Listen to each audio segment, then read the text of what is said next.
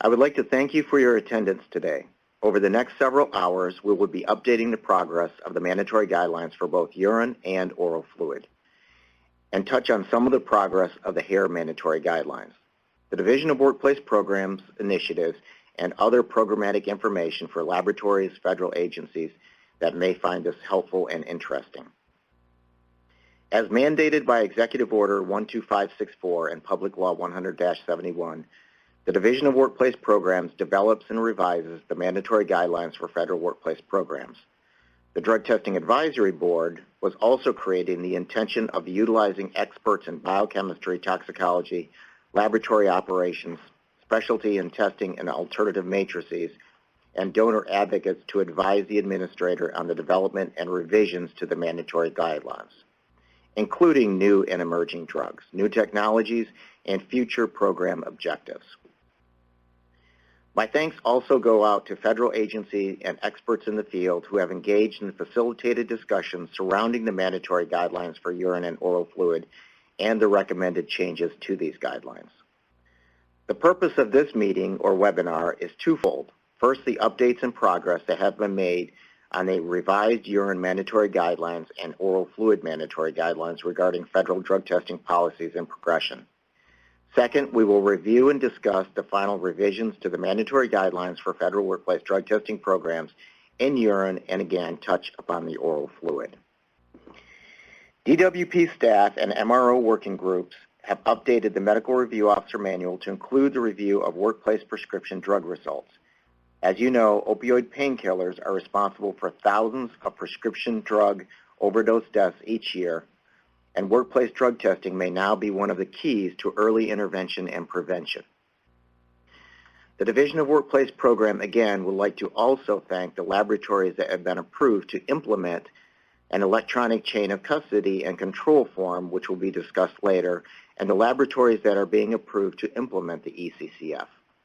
The list of approved laboratories is posted on the SAMHSA DWP website.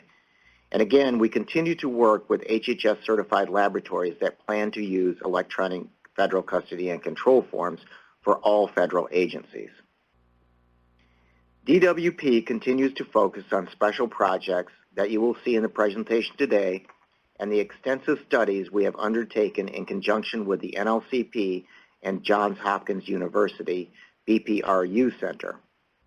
Some of the special projects include prescription opioids, oxycodone, hydrocodone, oxymorphone, hydromorphone, both in oral fluid and urine excretion patterns, passive inhalation of cannabis smoke, some of the updated studies in high-potency cannabis for passive exposure, the oral cannabis consumption and ingestion, the pharmacokinetics and pharmacodynamics of those, cannabis effects of marijuana when administered by smoking and vaporization modes on drug testing results. And again, some of these will be updated later in my presentation. These results have been also published in peer-reviewed journal articles where presented in the 2017 Society of Forensic Toxicologists meeting and additional journal articles in 2016. Other special projects for hair this year will also include the search for unique drug metabolites and biomarkers, wash procedures and decontamination procedures for all analytes, comparison of hair with other biomatrices, oral fluid and urine, and development of the hair testing proficiency specimens. We continue to plan for future projects to design and conduct studies to clarify and resolve issues with our specimen types which may allow their use in the federally regulated workplace programs.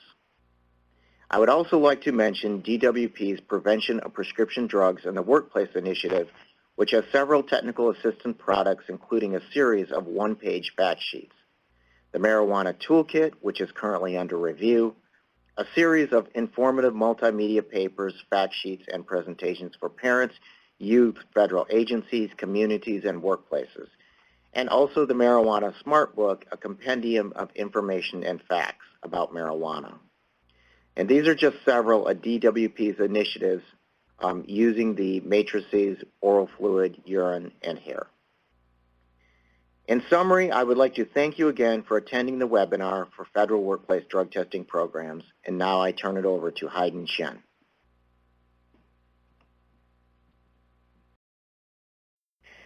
Good morning. I'm Ron Flegel, Director of the Division of Workplace Programs. I'm here to discuss the federal and federally regulated drug testing program within Division of Workplace Programs. From the mandatory guidelines, the urine was published in the Federal Register Notice on January 23, 2017, with an 82 FR 7920, pages 7920 through 7970, with an effective date October 1, 2017. Effective changes to the revised mandatory guidelines for urine were to add oxycodone, oxymorphone, hydrocodone, and hydromorphone. MDEA was removed, with the added MDA as an initial testing analyte under the immunoassay screen. We also lowered the pH cutoff level for adulterated specimens from 3 to 4. Again, DOT's NPRM was published on January 23, 2017, with no current effective date for implementation. Again, just a review, essentially with the oral fluid mandatory guidelines, that both the THC and THC still has minor issues. They were technical and scientifically peer-reviewed journal articles, and there's a number, we have a number of these on our website. The proposed implementation date looks to be sometime in 2018. For the mandatory guidelines using hair, the first proposed draft has been reviewed internally.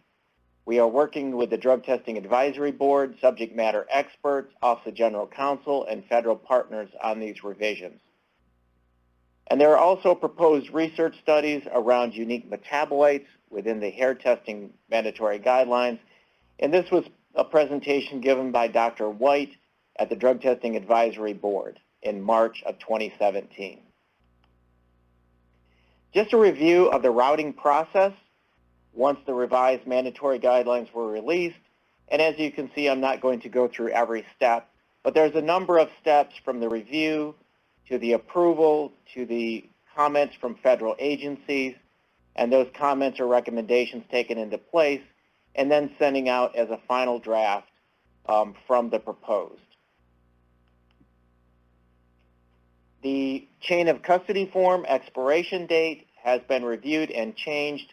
We now have a new chain of custody form which includes the semi-synthetic opioids, and also the current form that is being used has been extended to May 31st of 2018 for those agencies, regulated entities, whether they're Nuclear Regulatory Commission or Department of Transportation, that can still use the form without the semi-synthetic opioids.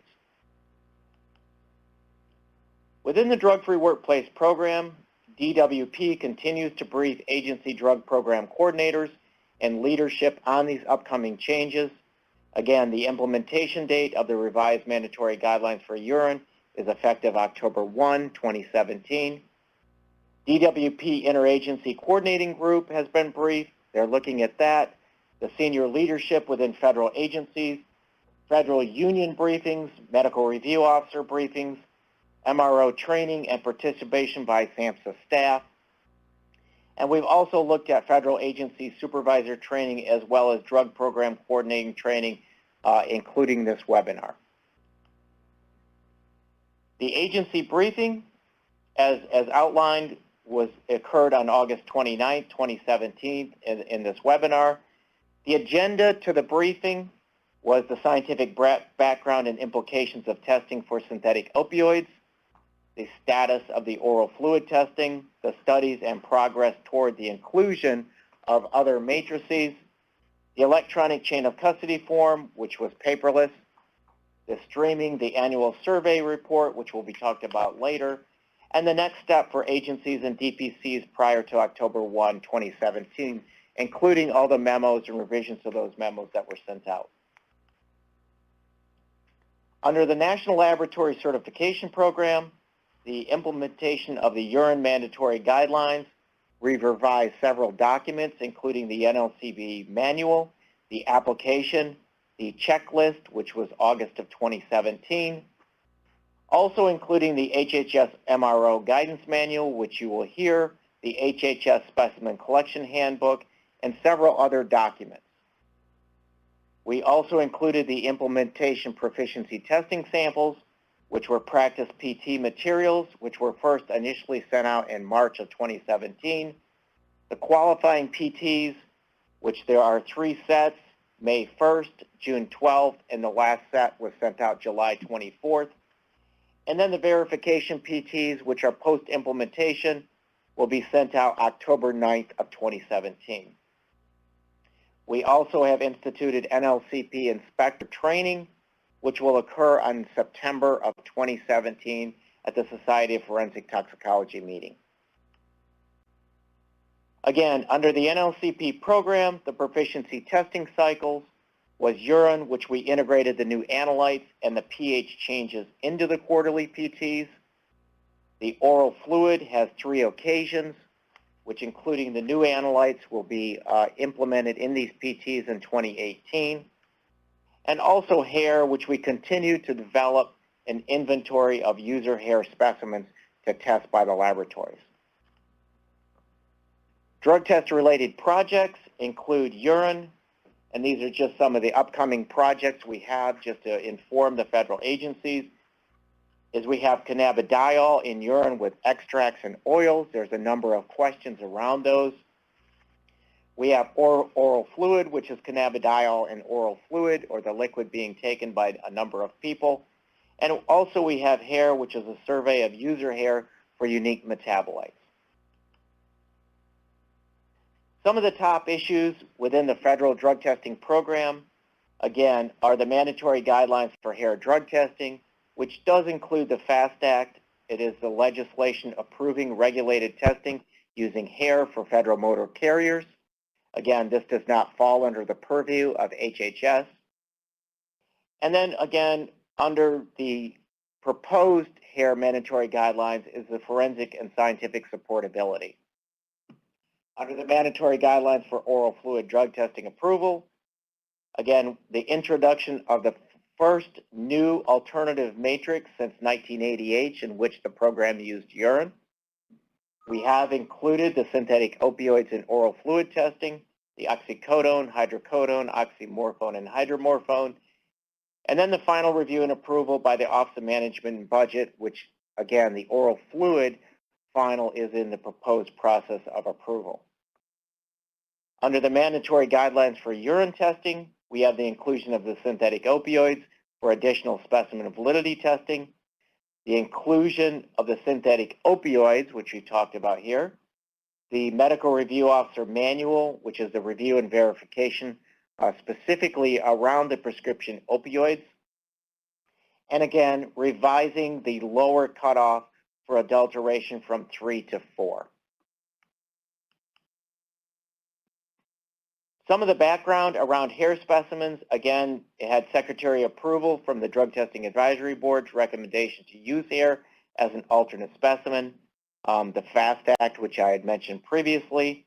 And again, scientific and technical issues have to be addressed to complete the proposed mandatory guidelines for hair. And then DOT is considering this under the Federal Motor Carrier Safety Administration.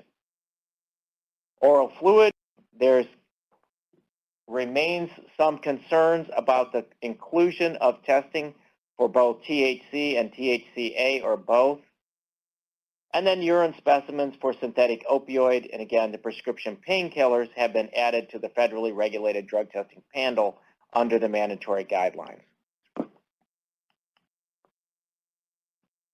Again, just to go over status, and I know I'm talking about this a lot, but as a program, we plan to have other webinars addressing other changes in the program as they become effective. So the next would be, we would look at oral fluid and then proposed guidelines that would go out for comments to federal agencies on hair. But to touch back on the hair, again, some of the concerns or the status is there is a lack of standardization and regulatory oversight for the current laboratories.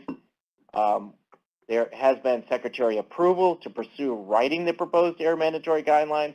Again, industrial leaders have provided scientific information on current practices. DWP staff has observed hair testing laboratories and looked at the current processes they use.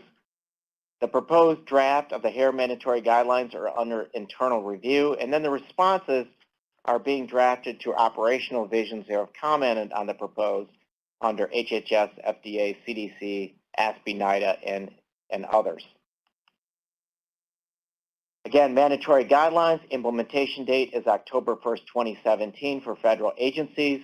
And then mandatory guidelines for oral fluid. The final drafts have been reviewed by all federally regulated sectors. We're in the last round of comments, and they're to be released to OMB for final review. Some of the challenges are the legislation authorizing non-regulated hair testing, donor protections for non-regulated hair testing, DOT's agreement with the Notice for Public Rulemaking, again, around oral fluid testing, the funding for two new programs, oral fluid and hair, with current program funding for urine only, and then the review of hair testing issues are being addressed by DTAB. And then also the technical and scientific studies to support what we're looking at as far as decontamination procedures or unique metabolites or biomarkers showing use within hair. Again, oversight and standardization of the industry to protect donor rights and the validated and reliable science, the implementation of oral fluid drug testing as an alternate specimen, decreasing the number of substituted and adulterated specimens, but allowing federal agencies, while allowing federal agencies a non-invasive alternative to urine testing, which would be oral fluid, and then to deter the illegal drug use of prescription opioids, which presents safety-sensitive issues. Now I would like to touch on some of the studies and background around some of the studies we did with oxycodone and hydrocodone, detection in urine, oral fluid, and blood, and again, the effective date for the urine implementation is October 1.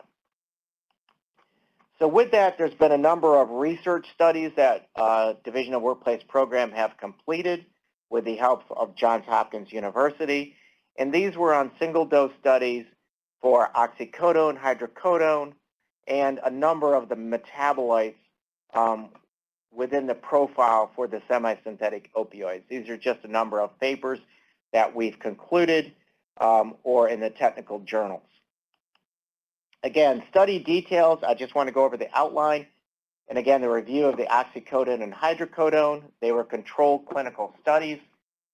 And we examined the close relationship between oral fluid and blood, and also a summary of the detection of the metabolites in urine.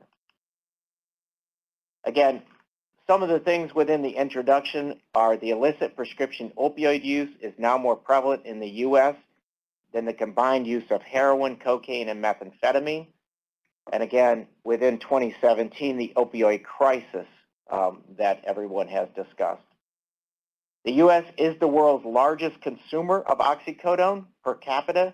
The combined products for hydrocodone with acetaminophen is the most frequently prescribed opioid drug in the U.S. And then again, oxycodone, hydrocodone, and other semi-synthetic opioids have become the most commonly misused prescription drugs in the United States. And currently, the oxycodone and hydrocodone are not tested in the federal workplace, but there is considerable interest of the implementation on October 1 around the semi-synthetic opioids regarding oxymorphone, hydromorphone, oxycodone, and hydrocodone. Study overview, we conducted a dosing study under IRB approval and characterized the time course of the appearance and disappearance of oxycodone and hydrocodone, both in oral fluid, blood, and urine.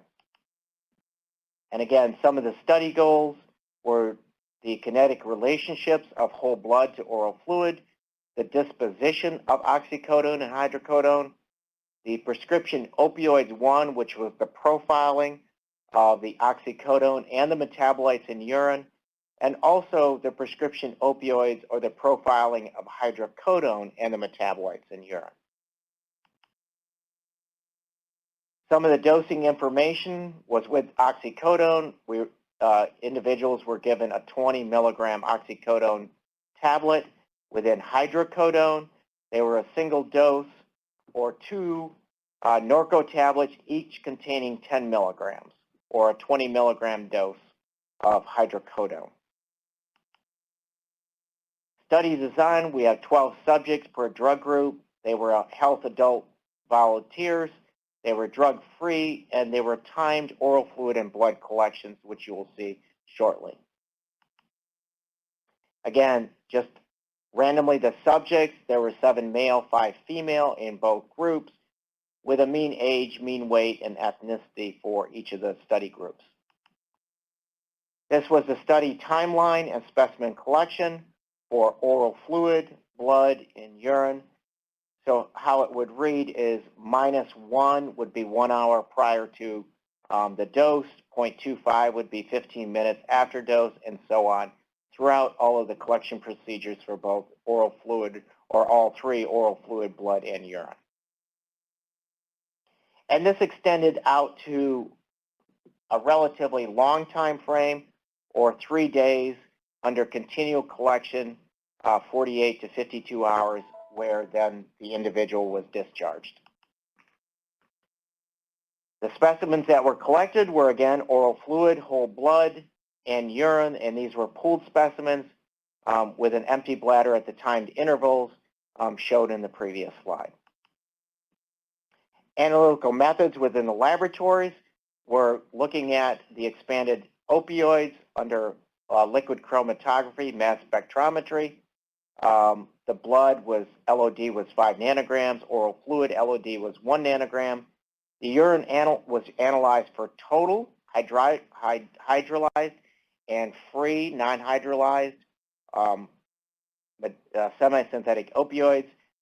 And again, the urine LOD was 50, and the urine creatinine and specific gravity was taken into account.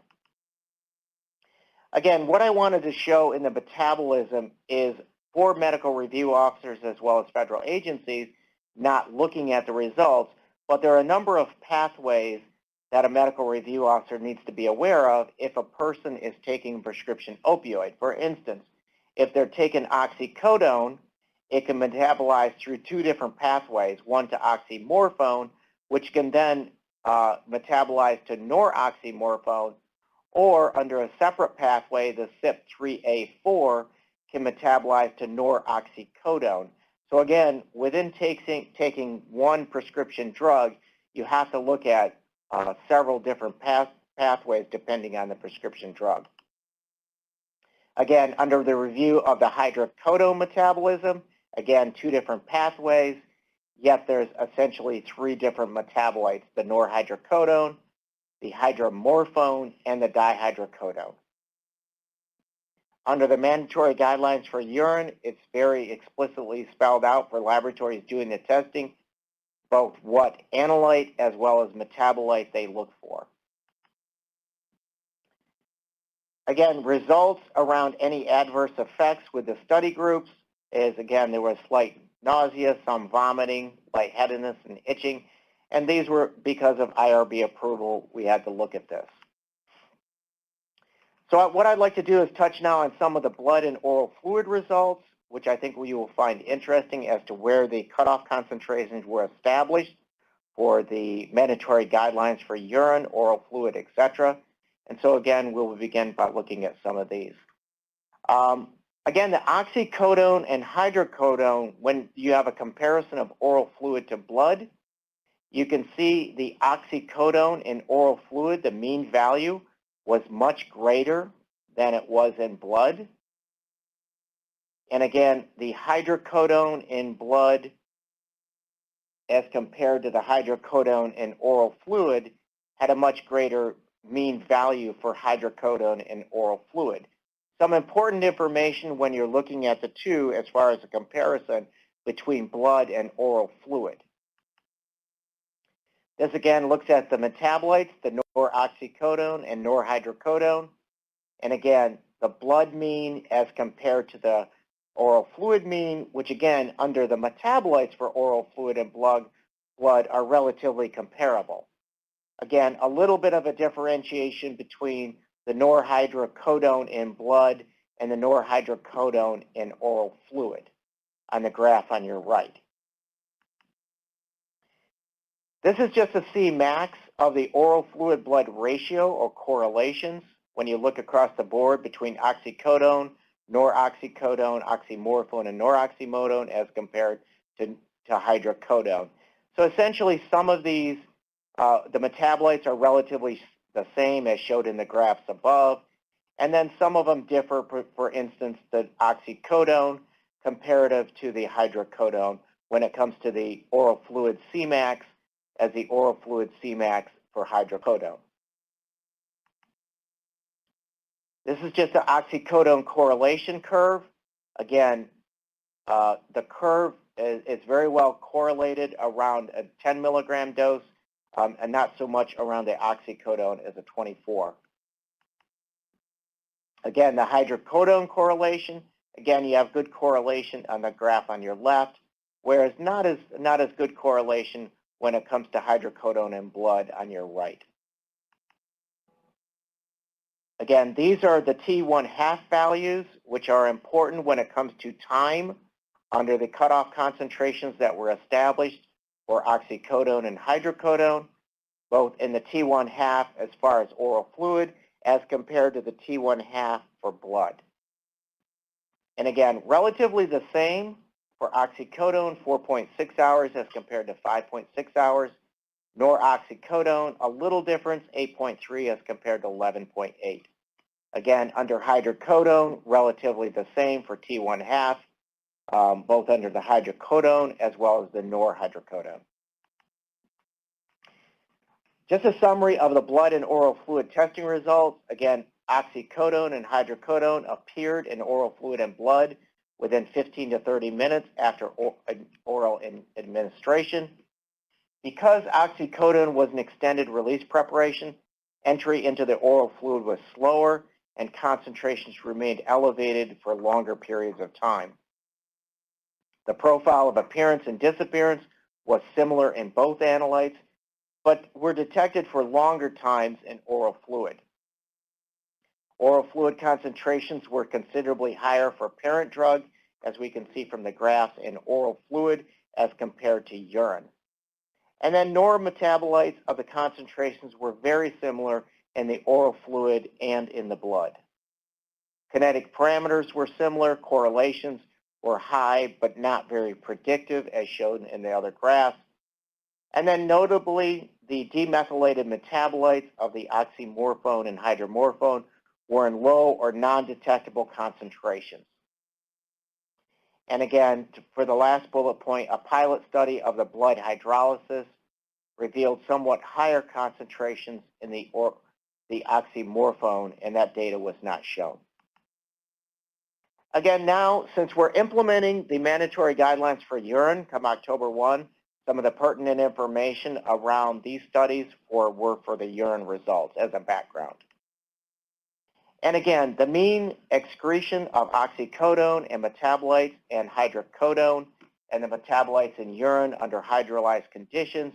As you can see, the total Noroxycodone was much greater in the single-dose study as compared to the total oxycodone, and then compared to the total oxymorphone as the total Noroxymorphone or the metabolite. So a very good representation of the concentrations you would see under single dose in a urine sample. And again, this should be taken into account when you're looking at from a medical review officer perspective as to what a concentration a single dose of the semi-synthetic opioids will give you on any one individual. Again, looking at the hydrocodone on the graph on the right, the hydromorphone, the norhydrocodone, and the dihydrocodone, you look at the hours essentially before they become lower than the cutoff concentrations. And again, it's relatively a long time once a single dose is studied compared to the concentration in the urine sample.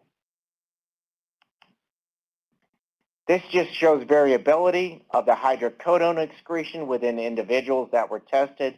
You can see some individuals were relatively high concentrations, whereas other individuals were relatively low concentrations. This is oxycodone as the mean detection times, and again, to set off the concentrations or the cutoff concentrations in the mandatory guidelines for urine. It was something that we used to establish cutoff concentrations, and what we try to look at is the detectable rate or the concentrations of the 4 semi-synthetic opioids compared to the number of hours that they can be detected in a urine sample.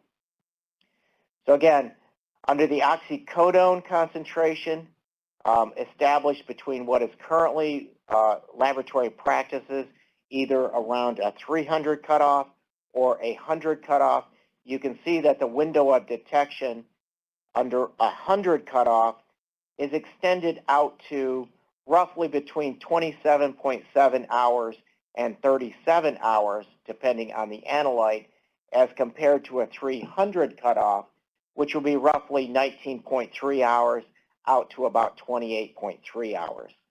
So again, mean detection times for these were somewhere between 5 to 12.5 hours longer than the mean oxycodone detection times as outlined in the information below the graph.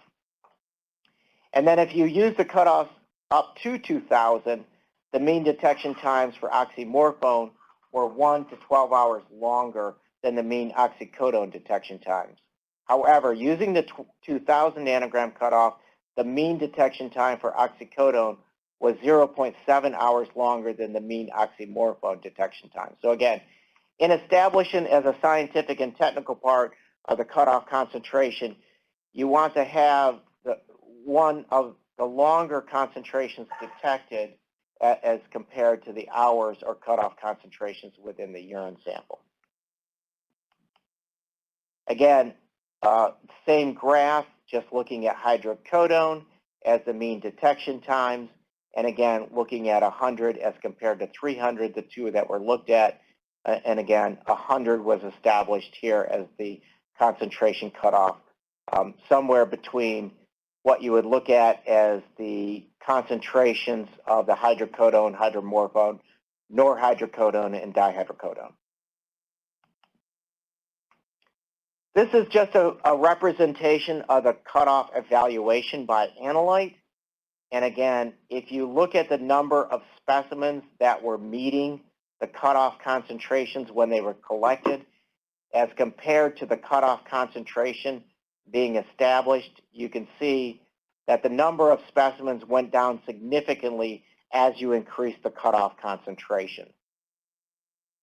This, again, is total analyte concentration after hydrolysis, but it's looking at both the oxycodone, oxymorphone, etc., and also established on the right-hand curve, you want to look at the number of specimens per cutoff concentration as compared to the cutoff concentration for any single analyte.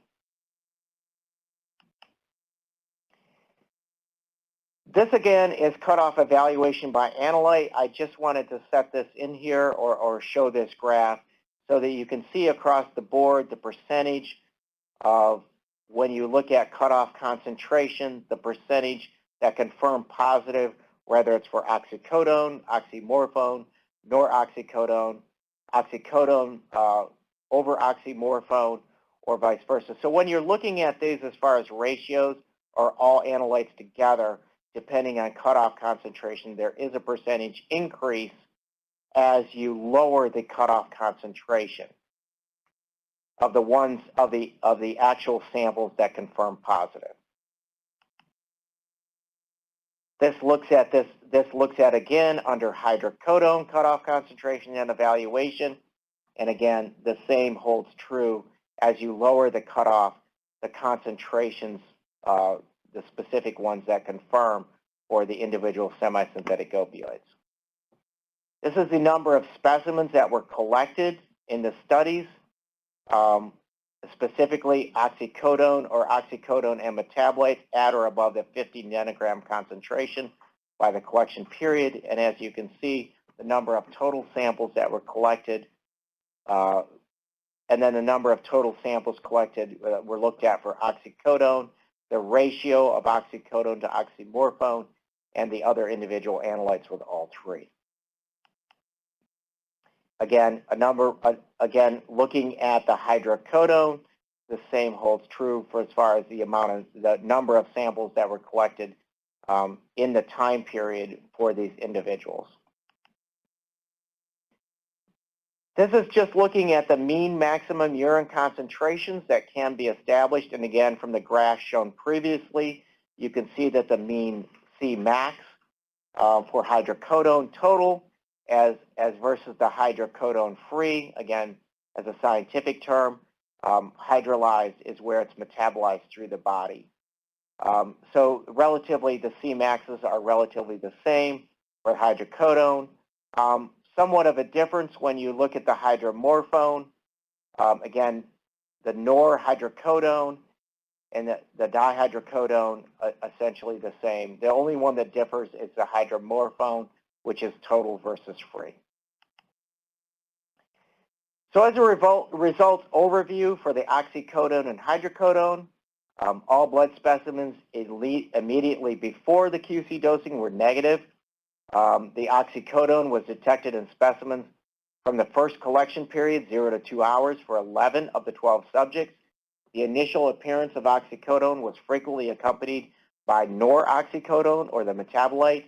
And then the Noroxycodone was generally the most abundant metabolite and was frequently present in higher concentrations. For the hydrocodone and norhydrocodone were initially detected in the majority of subject specimens within 2 hours of drug administration. And again, this was frequently detected in combination with norhydrocodone. And again, the norhydrocodone was the most abundant metabolite and was often present in higher concentrations than the hydrocodone. And again, not necessarily that important for drug program coordinators, but specifically very important for medical review officers looking at the results from urine samples that test positive that reported on an individual under the Drug-Free Workplace program as either having a valid prescription or no valid prescription, and what they should look for as far as concentration. In summary, for the oxycodone in urine, again, the 12 subjects exhibited considerable variability, which has to be taken into account. The cutoffs evaluated, again, were 50, 100, 150, and they gave detection times for the oxycodone, oxymorphone, etc., in 24 hours or greater time frame. Again, hydrolyzers first unhydrolyzed results show that oxycodone and Noroxycodone were excreted nearly completely in the unconjugated form, while the oxymorphone was excreted mostly in the conjugated form, and that's specifically important to the laboratories doing the testing. Overall, this data suggests that both monitoring of oxycodone and oxymorphone would be effective at cutoffs up to 300 nanograms per ml.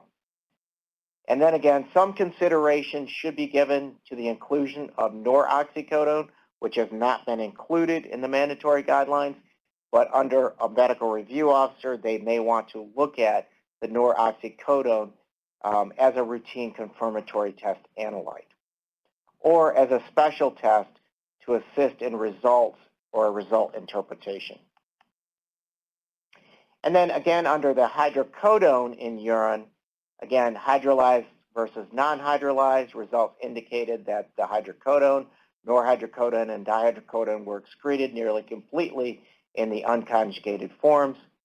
The detection times for hydrocodone and metabolites were less than 5 hours using the 2,000 nanogram cutoff, but use of a 50 nanogram cutoff concentrations extended detection times up to 28 hours. Overall, this data suggests that drug testing requirements for the hydrocodone should include tests for hydrocodone and hydromorphone in hydrolyzed urine, and within the laboratories doing the expanded panels for the opiates, they will look at all four of the analytes. And then again, some consideration should also be given to allowing testing for norhydrocodone as a routine confirmatory test analyte, and alternatively as a special test to assist in result interpretation. I want to thank you for your participation and listening to this webinar. And with that, I will end my presentation. Hello, my name is Ron Flegel again. I'm Director of Division of Workplace Programs, and now I would like to go over some of the revisions to the mandatory guidelines or a summary of the changes to the mandatory guidelines. These were the final revisions that went out in the final mandatory guidelines using urine on January 23rd, 2017. Under Section 1.5, what do terms used in these guidelines mean? We added definitions for external service provider. Again, all the preamble descriptions are noted here, but it's within the preamble. We revised the definition for invalid result. We removed definitions for non-medical use of drug, which includes a description around prescription opioids or painkillers. And we revised the definition for specimen. In Section 1.7, what is a refusal to take a federally regulated drug test? Again, in items A2 and A3, we added reference to Section 8.4 to define the beginning of the collection process at the point at which a collector provides the donor or selects a specimen collection container. At this point, the collector reports the refusal to test if the donor for a pre-employment test leaves the collection site. And again, this is explained in preamble pages 9 and 10. In new items under A10 and A11, we added the collector must report a refusal to test when a donor brings materials for adulterating, substituting, or diluting the specimen at the collection site, or when the collector observes a donor's clear attempt to tamper with a specimen. And again, preamble description is on page 9. 3.1, which tests are conducted on a urine specimen. In item B, we changed the term opiates to opioids. And again, the preamble description are on pages 10 and 11. And again, we have referenced in many of the presentation for under the drug-free workplace programs, how in the plans that they should be changed from opiates to opioids. Under Section 3.2, may a specimen be tested for additional drugs? We have reworded item A to clarify that the additional drug tests that may be performed on federal employee specimens, and again, preamble description is on page 11. Under Section 3.4, what are the drug test cutoff concentrations for urine? We have oxycodone and oxymorphone. Confirmatory test cutoff concentrations were changed from 50 to 100 nanograms. We removed the MDEA from the list of drugs to be tested, and we added a new footnote as the confirmatory test cutoffs must be used for alternate technology or initial tests for THCA and benzoylecgonine, or the cocaine metabolite. Also under Section 3.5, may an HHS certified laboratory perform additional drug and or specimen validity tests on a specimen at the request of the medical review officer. We have specified that laboratories are authorized to perform additional tests upon MRO request on a case-by-case basis, but are not authorized to routinely perform such tests without prior authorization from the Secretary or designated HHS representative. In Section 3.8, what criteria are used to report a urine specimen as dilute? In item B, we've revised the dilute criteria wording, and this is the creatinine concentration for clarity and consistency with the wording in 11.19F. And again, the preamble description is on page 18. Under Section 8.3, what are the preliminary steps in the urine specimen collection procedure? One notable item is under item H4. We revised to require the collector to report a refusal to test when a donor brings materials for adulterating, substituting, or diluting a specimen to the collection site instead of performing a direct observed collection. Under Section 8.4, what steps does the collector take in the collection procedure before the donor provides a urine specimen? Under item C, we've revised to require the collector to report a refusal to test when a donor brings materials for adulterating, substituting, or diluting a specimen to the collection site, or when the collector observes a donor's clear attempt to tamper with a specimen instead of performing a direct observed collection. Under 8.5, what steps does the collector take during and after a urine specimen collection procedure? Again, under item F2, I, regarding agency authorization to collect an alternate specimen, when a donor does not provide sufficient urine, we revise to allow a federal agency to choose whether to require a collector to notify an agency in each case or whether to provide a standard protocol for a collector to follow. And again, this is only based upon the final rule specifically with the oral fluid mandatory guidelines for drug testing. Under Section 8.6, what procedure is used when the donor states that he or she is unable to provide a urine specimen?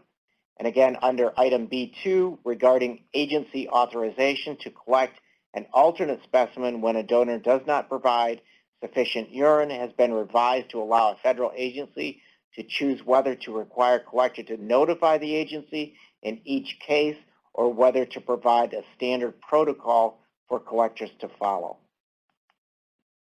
Under Section 8.9, when is a direct observed collection conducted?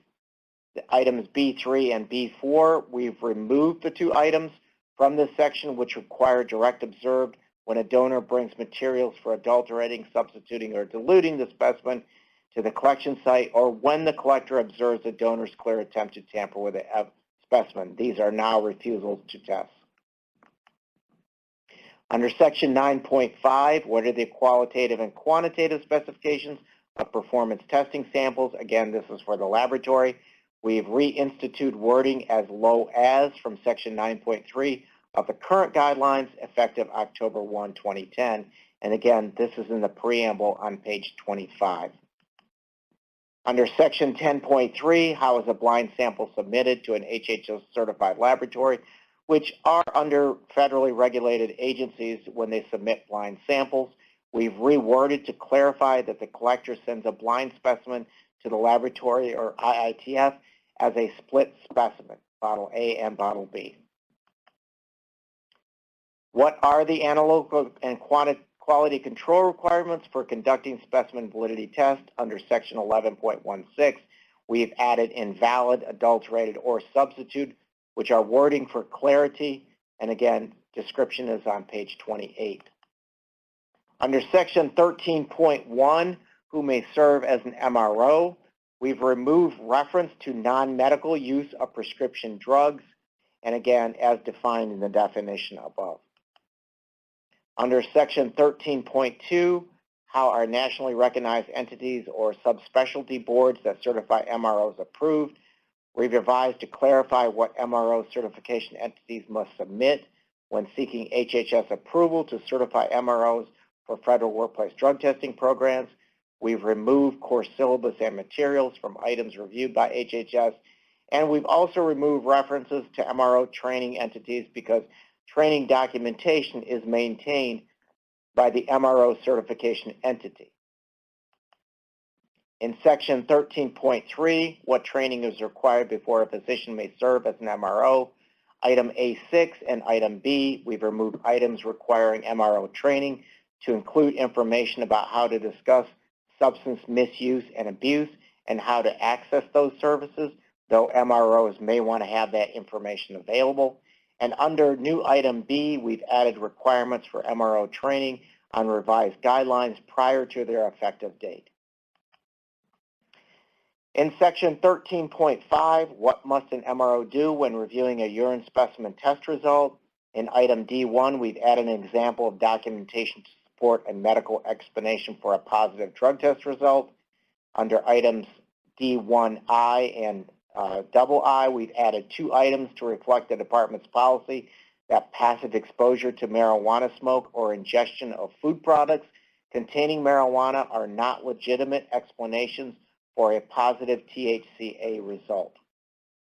Items D2I and II, we clarified that the requirement for a clinical evidence of illegal use does not apply to the added opioid analytes, and edited wording regarding clinical evidence of illegal use for clarity. Under Section 15.3, what discrepancies are not sufficient to require an HHS certified laboratory or an HHS certified IATF to reject a urine specimen for testing or an MRO to cancel a test? Under items A, B, and C, we've reworded to not classify the errors as insignificant. Under item A5, in regard to transposition of numbers in donor ID and CCF, we've added or employee identification number, in addition to the donor SSN number, since employee IDs may be used to verify donor identity. And that concludes my presentation on this. And again, I encourage if there's any other questions outside of the mandatory guidelines, please contact the division and we will help you walk through those. Thank you. The Federal Drug-Free Workplace Program has been in existence for 30-plus years, has been seen as the gold standard not only within the federal agencies, but within the private industry, who've taken our policies, procedures, and mandatory guidelines to implement safe and drug-free workplace programs for their employees. On behalf of the Office of National Drug Control Policy within the Executive Office of the President, the Division of Workplace Program manages the statutory and regulatory aspects of the Drug-Free Workplace Program. There are 5 key documents that serve as the basic foundation for the program. 3 governing authorities, Executive Order 12564, Public Law 100-71, and the mandatory guidelines. And 2 guidance documents, the Model Plan for a Comprehensive Drug-Free Workplace Program and the 2013 guidance for the selection of testing designated physicians.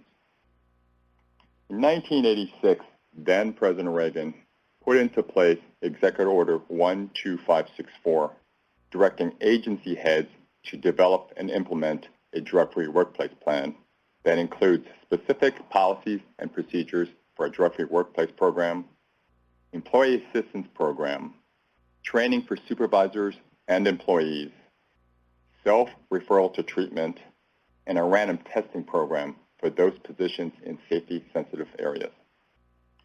In 1987, to ensure consistency and standardization throughout the government, Congress passed Public Law 100-71. 2 key aspects of this law include agencies cannot use appropriated funds to implement their drug testing program unless they have an agency plan certified by the United States Department of Health and Human Services and reported to Congress. The second requirement required the HHS Secretary to put into place and publish the mandatory guidelines that establishes the scientific and technical aspects of the drug-free workplace program testing. Currently, under the drug-free workplace program, we test for cocaine, amphetamines, marijuana, PCP, and opiates. Starting October 1, 2017, we allow agencies to test for 4 synthetic opioids: hydrocodone, hydromorphone, oxycodone, and oxymorphone. As such, the Division of Workplace Program is recommending that agencies issue a memorandum to all employees covered by the Drug-Free Workplace Program, highlighting the testing of the 4 synthetic opioids, posting the changes to the Drug-Free Workplace Program on the agency websites, and incorporating the revised mandatory guideline updates into relevant training programs. Additionally, we ask that all agencies update their plan to change the word opiates to opioids and notify all applicants and employees of the new panel, including the removal of MDEA. Also notifying drug testing service providers by September 15, 2017, and reminding all employees of the Employee Assistance Program that is available. We also recommend that you take a look at your drug-free workplace plan and your testing designated physician list for any potential changes or updates, and to submit those revised plan and TDP lists to the Division of Workplace Programs at the attention of anastasia.donovan@samhsa.hhs.gov. For clarification purposes, marijuana still continues to be a Schedule I drug, will be tested under the Drug-Free Workplace Program. The annual survey report is currently being streamlined and updated.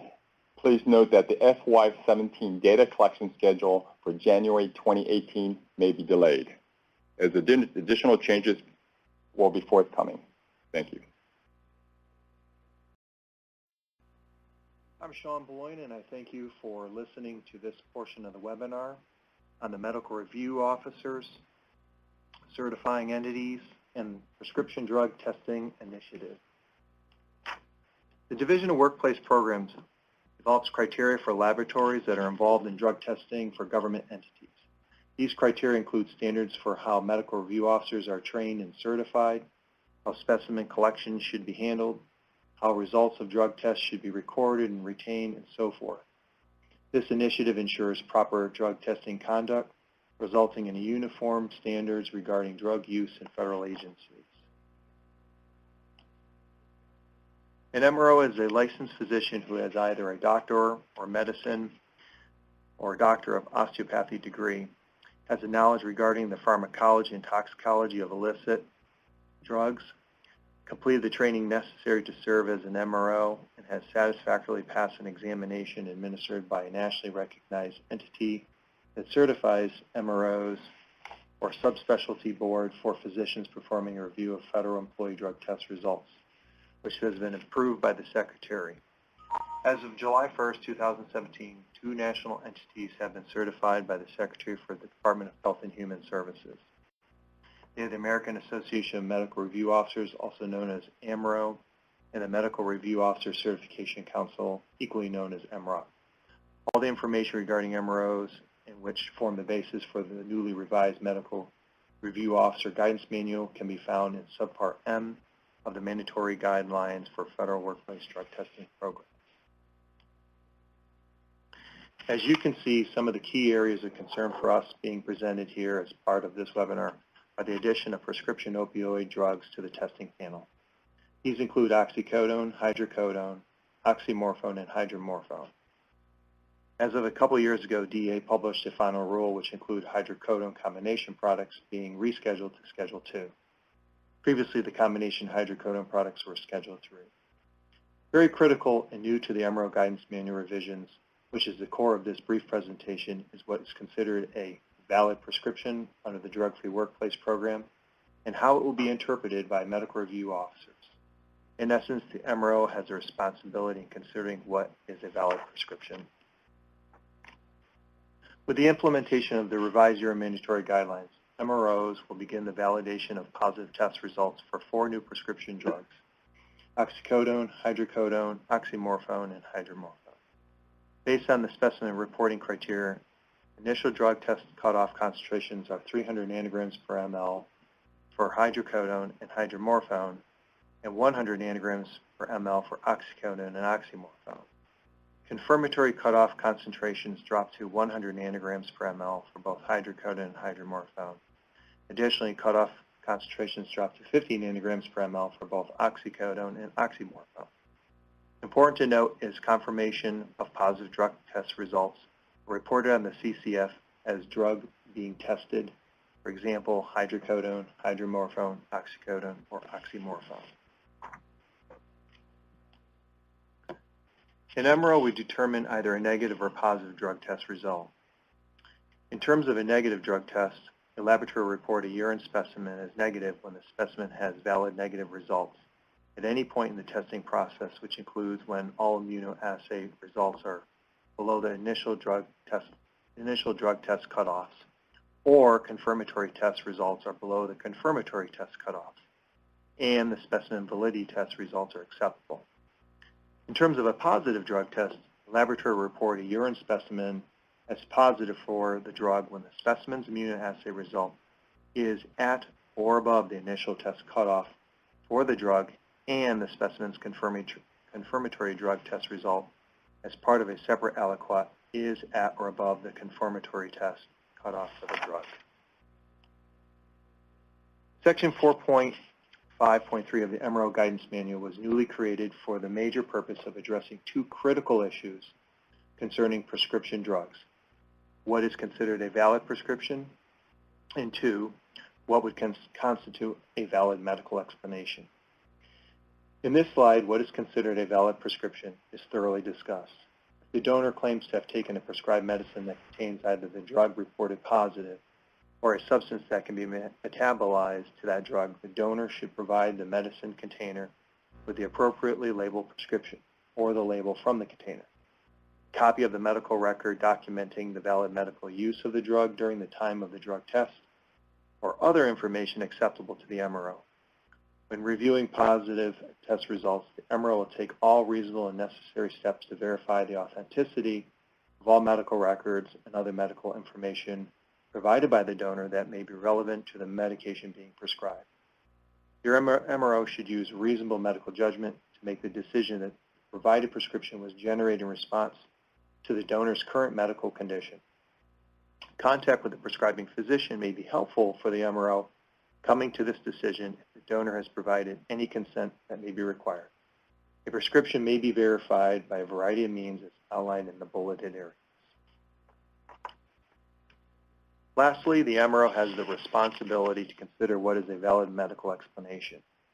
When determining whether a legitimate medical explanation exists for a positive test, the MRO may consider whether a medication was used during the time period for which it was legitimately prescribed. If a donor's use was not medically authorized, the specimen will be reported as positive. Addressing what is considered a valid prescription, followed by what is a valid medical explanation for that prescription, comes at a crucial time when our nation is facing a national opioid epidemic.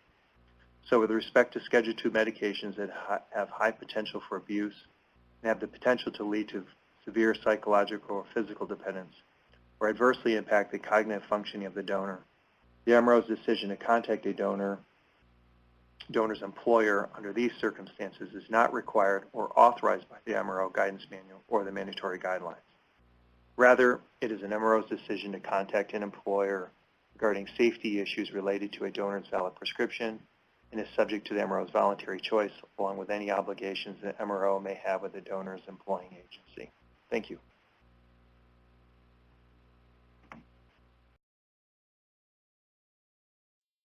Hello, my name is Charles Ladico. I'm the Senior Scientist, Chemist, Toxicologist at the Division Workplace Program. This presentation will highlight and update for the DPCs the Federal Custom Control Form for 2017. My presentation objective will be to highlight the changes to the 2017 Custom Control Form, and also we will provide you a guidance for the transition. This is the opportunity to look at how laboratories are to transition from the expired form with use of the new Custom Control Form. So this slide really represents a confluence of events. I'd like to highlight that in 2017 and going into 2018, all of these events have occurred. Just like tributaries that flow into a river, this is what I sort of analyzed as potentially what's happening. So the first bullet is that it was the Urine Mandatory Guidelines were revised and published in January 2017, followed with the OMB Federal Custom Control Form, which expired in May of 2017. And that was followed with the OMB New Federal Custom Control Form, which was extended to August of 2017. And then finally, the revised Urine Mandatory Guidelines date of October 2017. And lastly, the Department of Transportation Federal Custom Control Form expires in June of 2018. And I'll explain that last bullet since there is a disconnect between the new form and the old form. So where would you find the approval of the OMB custom control form? If you go to this particular website, this is a screenshot of the website OMB has. It's called reginfo.gov. If you look at on the far right top corner, there is a ICR button. You click on that button and you enter the ICR number for the custom control form, and that's 0930-0158. When you click on that, you'll get to this page. You go down to the bottom under where it says number of forms, you click on that number form, and that will get you to your information regarding the proof for the CCF. Again, this is a followed up screenshot of the OMB website. And here you'll see two new things. First of all, you see that under the donor, if you go to the right portion of the screen, you see that now you'll have two forms. There's what's labeled the DOT Federal Custom Control Form, and then there's also a Federal Custom Control Form.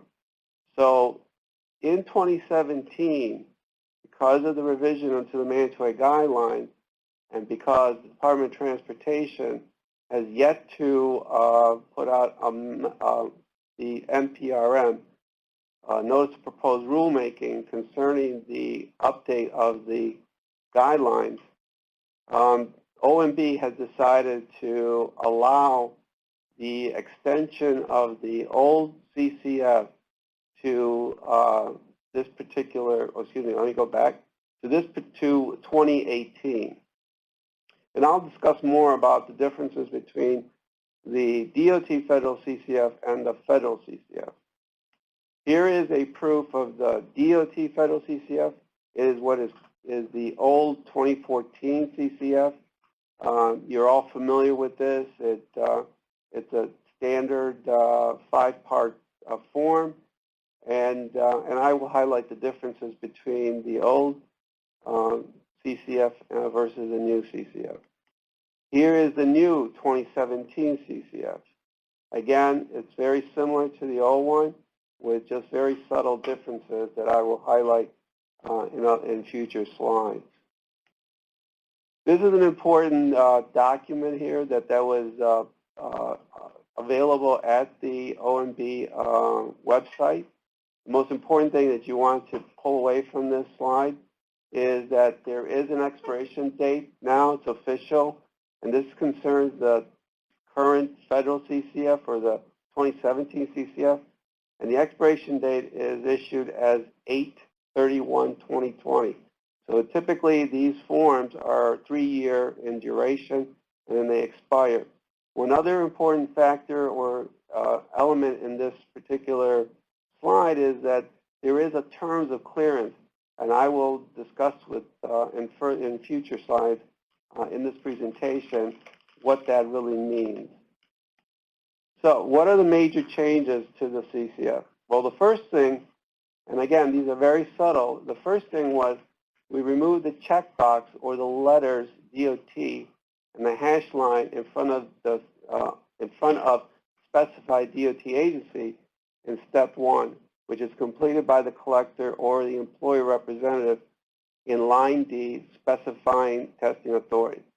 It seems very complicated, but it's very reasonable to why we did this. Because there was a box in front of the DOT, a lot of times the collector would inadvertently check off the DOT box, but does not include what modal of that DOT was in fact assigned to. So DOT had requested that we remove that, so the collectors were forced to identify the DOT modals that preceded the DOT agency. The next major change in the CCF was the addition of the 4 new analytes, actually oxycodone, oxymorphone, hydrocodone, and hydromorphone. This is located in step 5, It's under the primary specimen report, and this is completed by the testing facility or the laboratory. Lastly, because the mandatory guidelines recognize that there were very few MDEA tests or that this particular drug was really a problem, we removed methylene dioxyethylamphetamine from the step 5. So in step 5, you're adding 4 new analytes and removing 1. Here is, again, a screenshot of the areas of the changes, and you see step 1, and specifically you'll see that there is no box in front of specified DOT agency. As I said, it encourages and forces the collector to, when they have a DOT sample, identify the modal, whether it's FMCSA, FAA, FRA, FTA, PHMSA, or Coast Guard. Other than that, everything else has remained the same as the old form. Now, going to step 5A, here are the major changes. Again, as I indicated, we added 4 new boxes with their sort of small identifier. So you have a box in front of OXYC, which is oxycodone. You have the boxes in front of the other indicators or identifiers of the drug. And also, if you notice under the MDMA, MDA, there used to be a box that was MDEA that was eliminated. So those are the subtle changes that were done concerning this particular new form. So now I'm going to discuss what is the transition for the CCF. As I indicated, this is particularly useful for the laboratories. Most of the times, a laboratory will see either a 2014 form or the new 2017 form. We have always indicated to the laboratories that because a form is expired doesn't necessarily mean that it's a forensically invalid tool. We have to just guide them on how to use it. So the purpose of my next few slides is to indicate to you what guidance we have given to the laboratory. And the important thing also is that this guidance document is a series of about 20 or 25 frequently asked questions. And again, it's a helpful tool.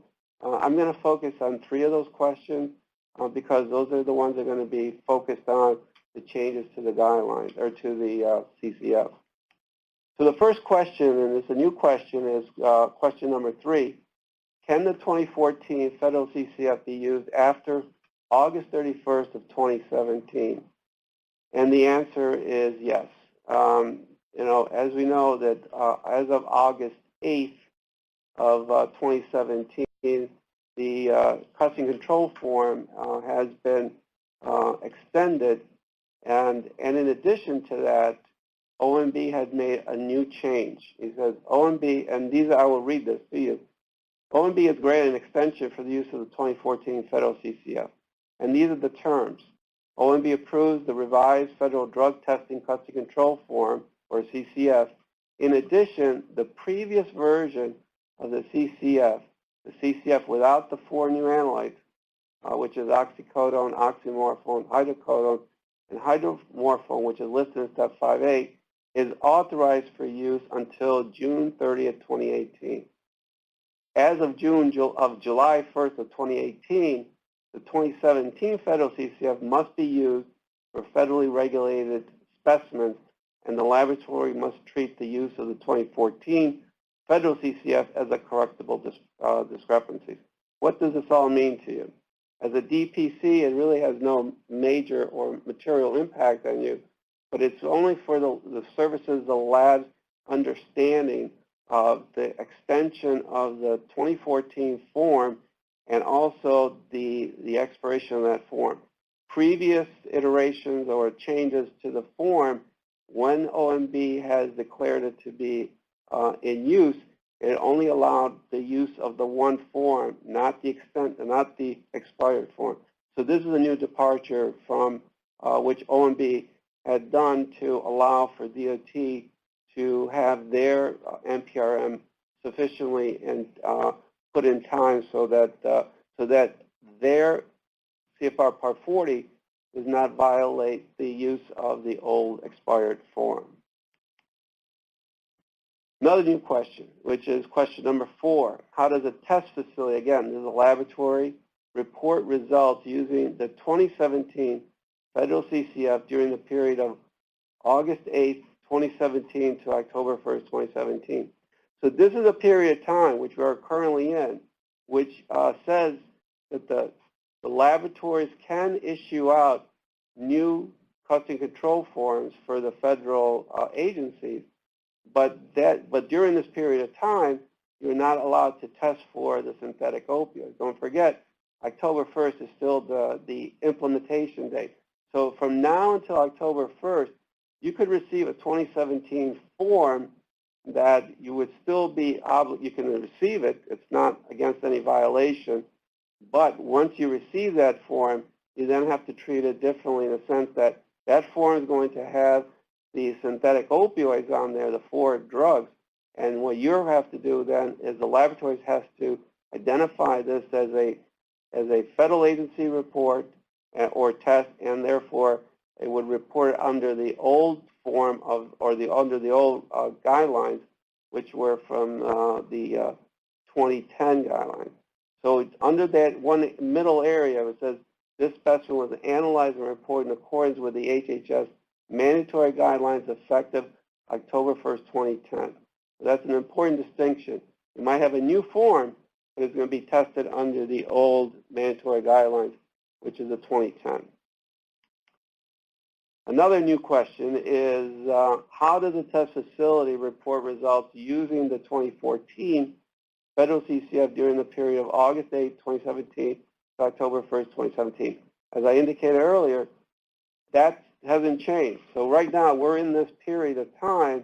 So a specimen is received at the testing facility with the expired 2014 federal CCF. During this period, the laboratory must report the results using the same procedures used prior to the CCF extended date.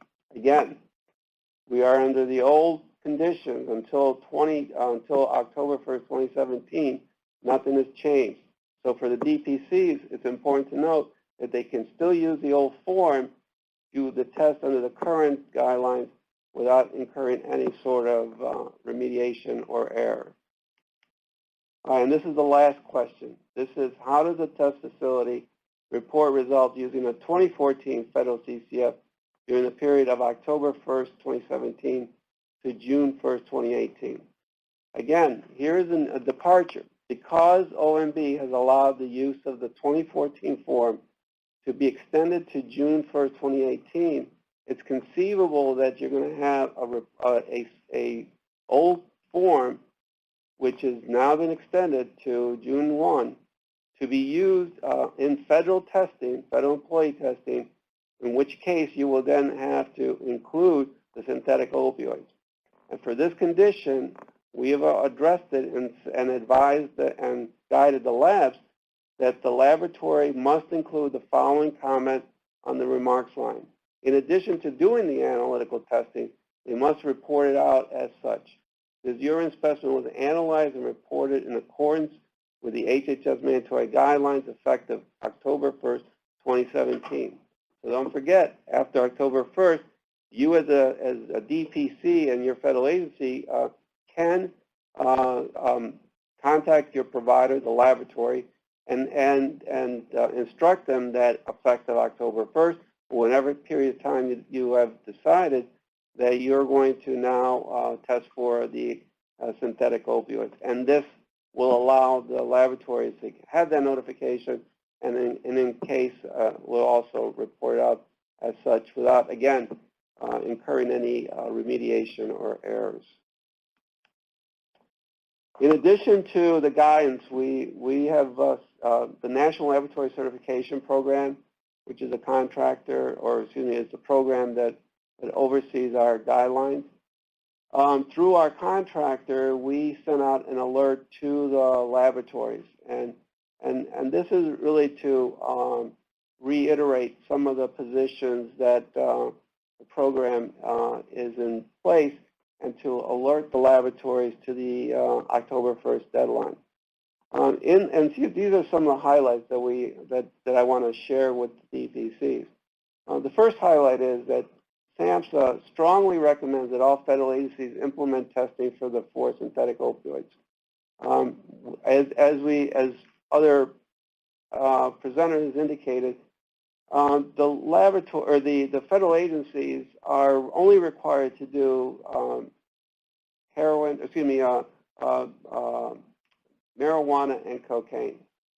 They're required to do those, but they're authorized to do the other additional analytes. And so what we're trying to encourage is the federal agencies is to be proactive and to do the testing. So, but we also require the agencies to notify their service providers of the date they will begin testing their workplace specimens for these drugs. The next bullet, we again reiterated to the laboratories that all federally regulated specimens as of October 1st will be implemented under the new guidelines. In addition to that, we alerted the laboratories that they implement the revised pH cutoff, which is the lower cutoff from a 3 to a 4 for the federal agency specimens and for DOT regulated specimens. Unlike the DOT drug panel, which is very specific and required by DOT regulated specimens, as for specimen validity testing, DOT is silent and defers to HHS mandatory guidelines to be compliant.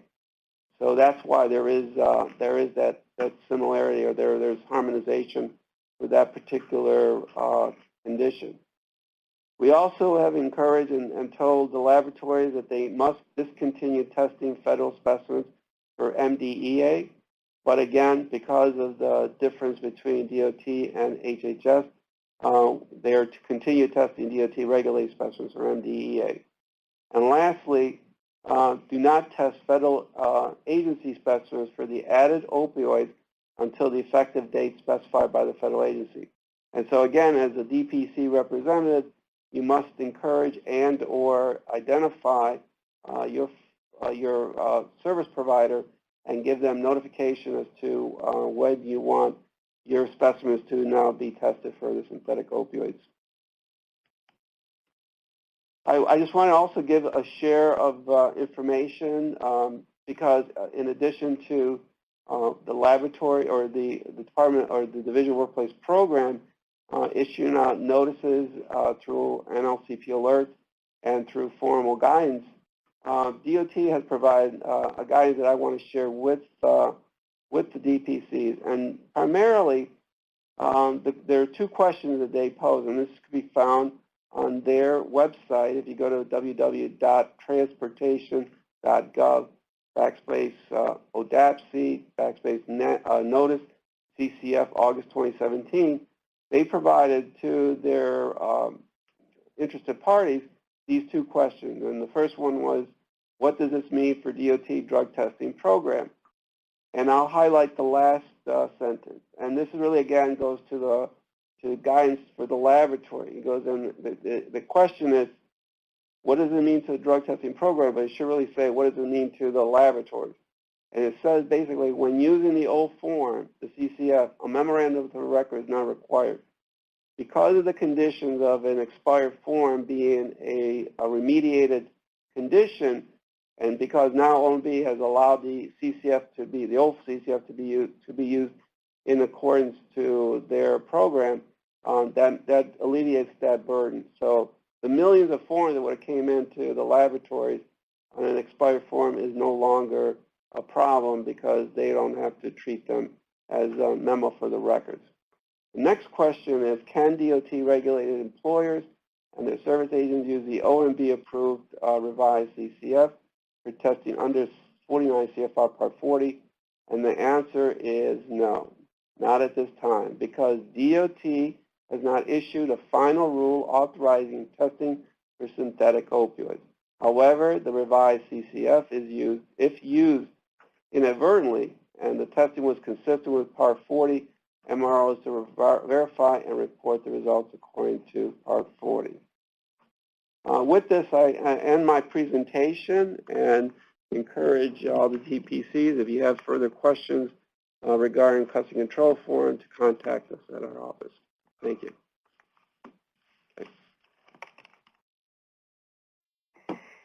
Thank you. This is Ron Flegel, Director of Division of Workplace Programs. I want to thank you today for taking time out of your busy schedule to go through the webinar. I hope you found this very informative.